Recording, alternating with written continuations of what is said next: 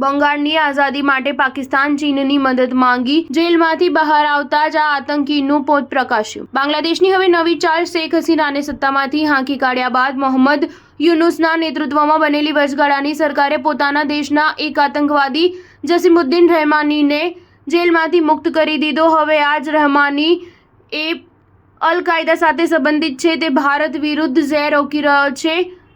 અંસરુલ્લાહ બંગલા ટીમના પ્રમુખ રહેમાનીએ એક વિડીયોમાં ભારતને બાંગ્લાદેશના પૂર્વ વડાપ્રધાન શેખ હસીના સાથે સંબંધ ન રાખવાની ચેતવણી આપી છે। એબીટીના પ્રમુખનો એક વિડીયો વાયરલ થઈ રહ્યો છે। તેમાં તે કાશ્મીરની આઝાદીની વાત કરી રહ્યો છે। આ સાથે જ તેણે તેના માટે ભારત અને અફઘાનિસ્તાનની પણ મદદ માંગી। આ ઉપરાંત તેણે પશ્ચિમ બંગાળને ભારત સાથે અલગ કરવાની માંગ કરી છે। તેમણે પશ્ચિમ બંગાળના મુખ્યમંત્રી મમતા બેનર્જીને બંગાળને મોદીના શાસનથી મુક્ત કરવા અને સ્વતંત્રતાની ઘોષણા કરવાનો પણ આગ્રહ કર્યો છે। તમને જણાવી દઈએ કે રહેમાની લાંબા સમયથી જેલમાં બંધ હતો, પરંતુ બાંગ્લાદેશમાં સત્તા પરિવર્તન અને નોબેલ પુરસ્કાર વિજેતા મોહમ્મદ યુનુસની સરકાર આવ્યા બાદ તેને જેલમાંથી મુક્ત કરી દેવામાં આવ્યો છે। ત્યારબાદથી તે સતત ભારત વિરોધી નિવેદનો અને વિડીયો જારી કરી રહ્યો છે।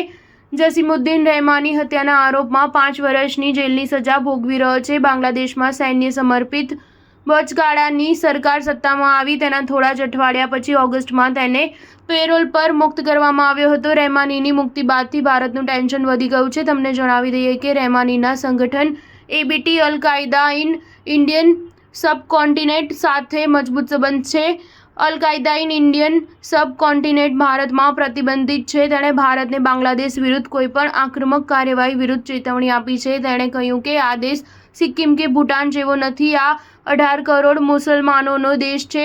જસીમુદ્દીન રહેમાનીએ ભારતના ચિકન નેક કાપીને ભારતના પૂર્વોત્તર રાજ્યોને અન્ય હિસ્સાથી અલગ કરવા માટે ચીનની મદદની વાત કરી છે। રહેમાનીનો બંગાળના સીએમને સંદેશ એવા સંવેદનશીલ સમયમાં આવ્યો છે જ્યારે એમની સરકાર કોલકાતામાં એક ટ્રેની ડોક્ટર સાથે દુષ્કર્મ અને હત્યા બાદ જનતાના આક્રોશનો સામનો કરી રહી છે। સ્ટાર ન્યૂઝ 7 હંમેશા સચ્ચાઈની સાથે।